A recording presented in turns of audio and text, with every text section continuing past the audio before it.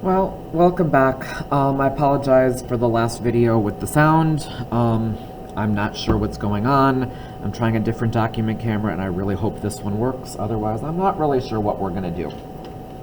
We need to look at two more methods for solving polynomial equations. The first method is called factoring by grouping. Take a look at this equation over here, x cubed minus 3x squared minus 16x plus 48 equals 0. How many solutions will that equation have? Hopefully you said there were 3 solutions. And hopefully also you looked at this and realized there isn't a GCF, so we can't solve by factoring out the GCF. Here's what we need to do to solve something like this. The first thing we're going to have to do, and this is actually going to look very similar to what we've done with the x method for factoring, just without actually using an x. Step number 1, I'm going to split the equation in half and factor out the GCF of each part. Split the equation in half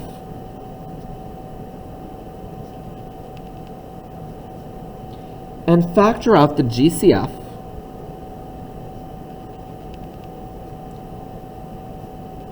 of each part.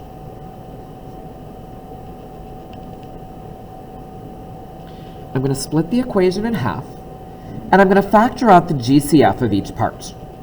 So what I mean by that is I'm going to split this in half. I'm going to look at x cubed minus 3x squared, and I'm going to see that the GCF is an x squared, so I'm going to take that out. And I'm going to be left with x minus 3. Take out the GCF from here, we're going to take out a minus 16, and we're left with x minus 3 equals 0.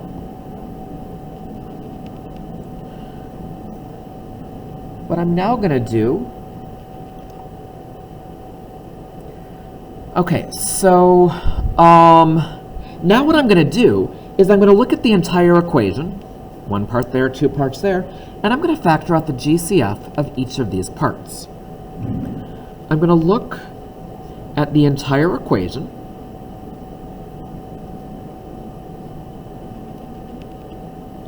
and I'm going to factor out the GCF.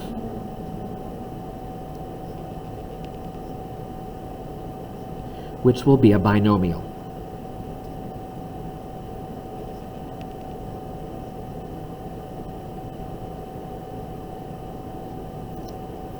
I'm going to look at the entire equation and factor out the GCF, which will be a binomial. X minus 3, I'm going to take out the x minus 3. I'm left with, from the first part, an x squared, and from the second part, I'm left with a minus 16. Equals 0. Number 3. I'm going to keep factoring if possible. If not, I'll show you how to get around that in a moment. Keep factoring if possible.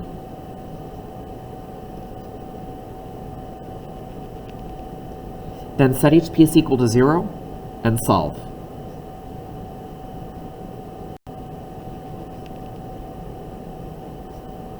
We're going to set each piece equal to 0 and solve. I can keep factoring x squared minus 16. That's our difference of 2 squares. Do you remember how to factor that? Can you tell me how to factor that? Should get factored into x plus 4, x minus 4.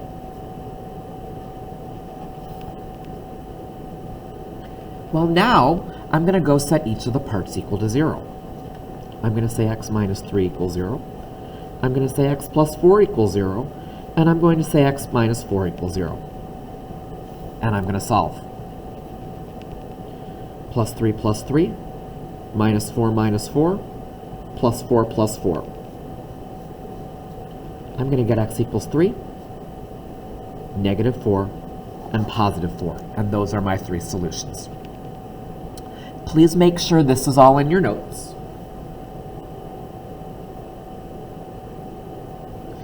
We're going to do one more together, and then you're going to try a couple on your own. Next page.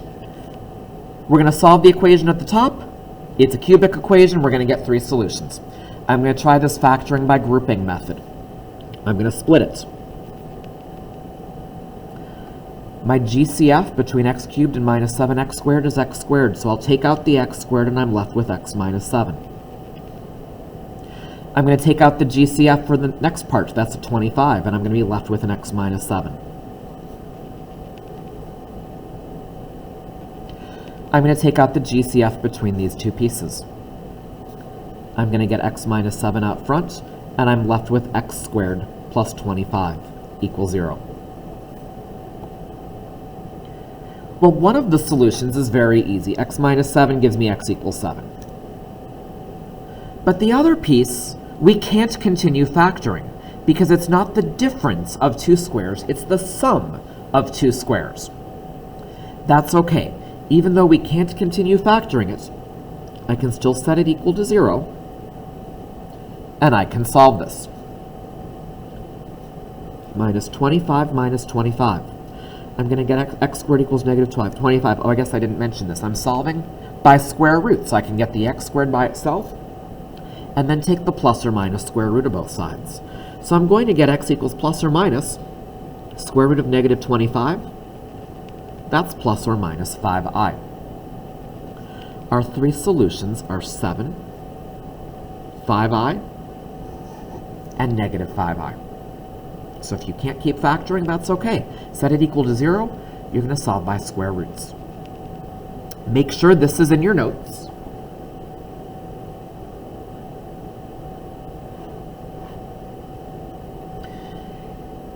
Let me give you two that I'd like you to try on your own.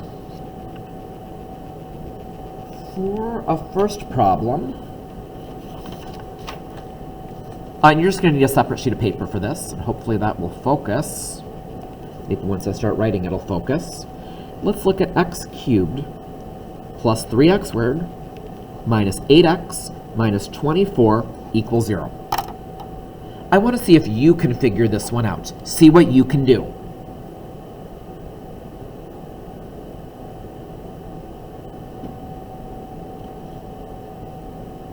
I'm going to split it. GCF is x squared. You're left with an x plus 3. GCF is minus 8. You're going to take out a minus 8. You're also left with an x plus 3. What are you going to take out now? The x plus 3. X plus 3 times x squared minus 8 equals 0 is your factoring, and we can't factor this any further. I'm going to set the two pieces equal to 0. That first one, x equals negative 3. Done. Second one, we need to solve by square roots. X squared minus 8 equals 0. Add 8, add 8. X squared equals 8. X equals plus or minus the square root of 8. We're going to break that down into 4 times 2, and you're going to get plus or minus 2 root 2. My three solutions are negative 3, 2 root 2, and negative 2 root 2.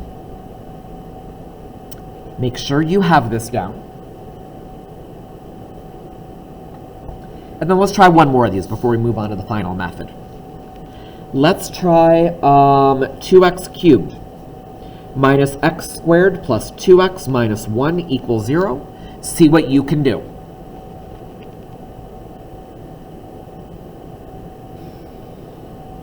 Split it.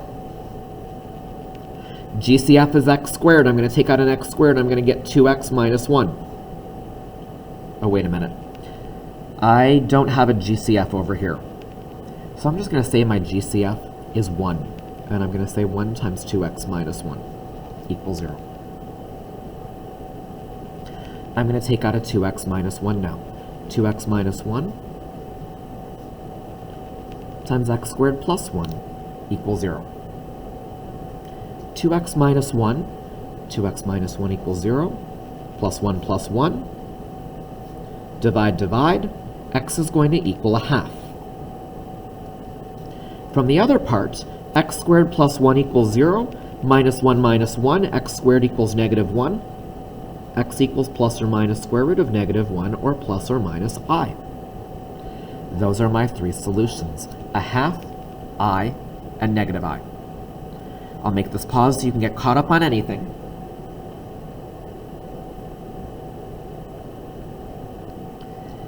Last method we need to look at. Back on page 18 in your notes, we need to talk about solving what we call quadratic-like equations. First of all, take a look at this equation and tell me how many solutions we're going to have. There should be 4 solutions to that equation because our degree is 4. Now I'm calling this quadratic-like. This is not a quadratic equation because I have powers higher than 2. But it's what I'm going to call quadratic-like. This method I'm about to show you works for problems in the form some number times x to the 4th plus or minus some number times x squared plus or minus some constant equals 0. And that's what I have here, x to the 4th minus a number times x squared minus a constant equals 0. Okay, well, what I'm going to do is I'm going to factor this thing. Hold on, okay. I'm going to factor this thing. Using my normal factoring ideas of multiply to the last number and add to the middle number, but the difference here is when I factor, I'm going to use x squared as my variable. I'm going to factor using x squared as the variable.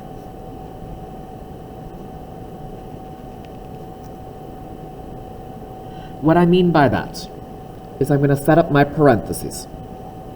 I'm going to put an x squared there and an x squared there. I'm looking for 2 numbers that multiply to -4 and add to -3. That's going to be -4 and +1. I'm factored. If you don't believe this works, well, let me go FOIL this, and I'm going to try to show you, yeah, we get the original problem back. X squared times x squared, that's x to the 4th. X squared times 1 is x squared. -4 times x squared is -4x squared. -4 times 1, -4. Yeah, that's the original problem I gave you. What I'm then going to do is I'm going to set each piece equal to 0 and solve. Set each piece equal to 0 and solve. I'm going to get x squared minus 4 equals 0, and I'm going to get x squared plus 1 equals 0. Plus 4, minus 1, minus 1.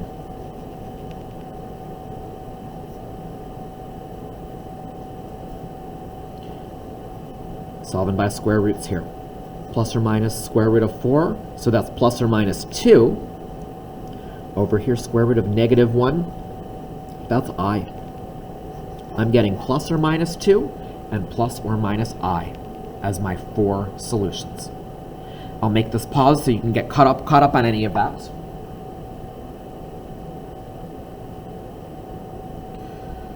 Okay, let's take a look at the problem on the top of the next page. We're going to solve this quadratic-like equation, and it is quadratic-like because I have an x to the 4th, an x squared, and a constant. So we're going to factor x squared, x squared. You need to find 2 numbers that multiply to 72 and add to 17. See if you can find those.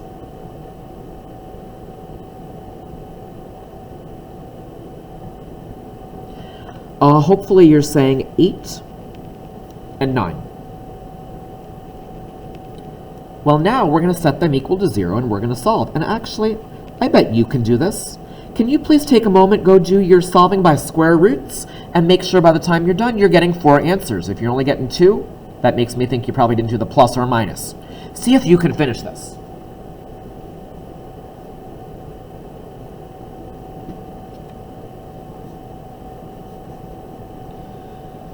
X squared equals -8. X equals plus or minus square root of -8.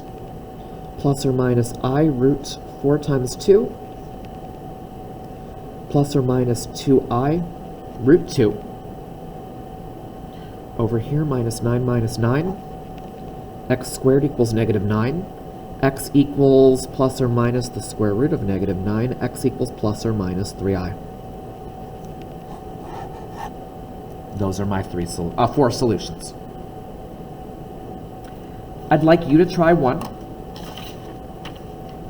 Maybe I'll just write this on the side. I bet you could probably do the work on the side.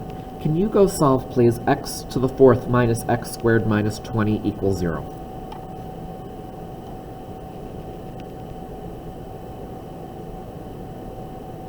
It is quadratic-like. X squared, multiply to negative 20, add to negative 1, that's negative 5, and plus 4. X squared minus 5 equals 0, plus 5 plus 5. X squared equals 5, x equals plus or minus root 5. From the other one, x squared plus 4 equals 0. Minus 4, so x squared is going to equal negative 4. X equals plus or minus square root of negative 4, or x equals plus or minus 2i. Those are our four solutions.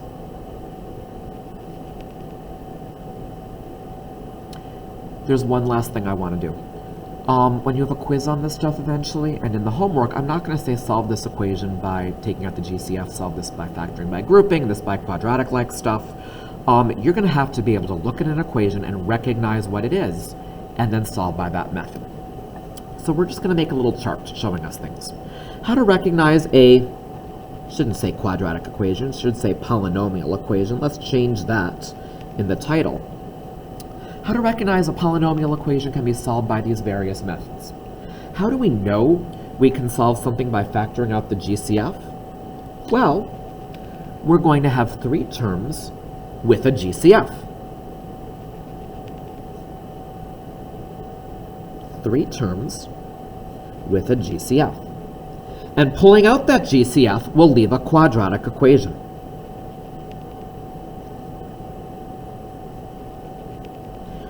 Pulling out the GCF leaves a quadratic equation that we can either solve by factoring or solve by the quadratic formula. For example, 3x cubed plus 6x squared minus 9x equals 0. Please get that line in your notes.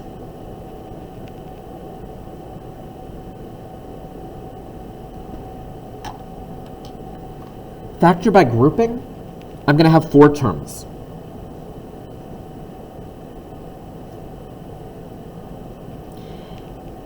But not just any four terms. Four terms that when we split it in half and the GCF is taken out, the same stuff remains.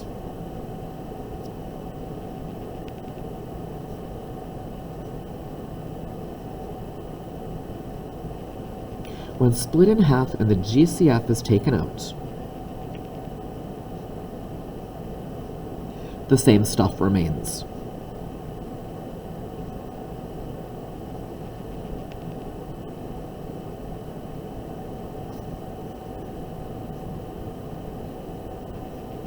For example,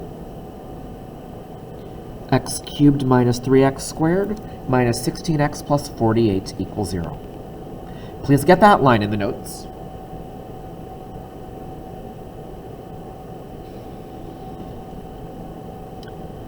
Quadratic-like, we've got three terms. And three terms in the form something times x to the fourth plus or minus something times x squared plus or minus a constant equals 0. For example, x to the fourth minus 3x squared minus 4 equals 0. Get that line in your notes.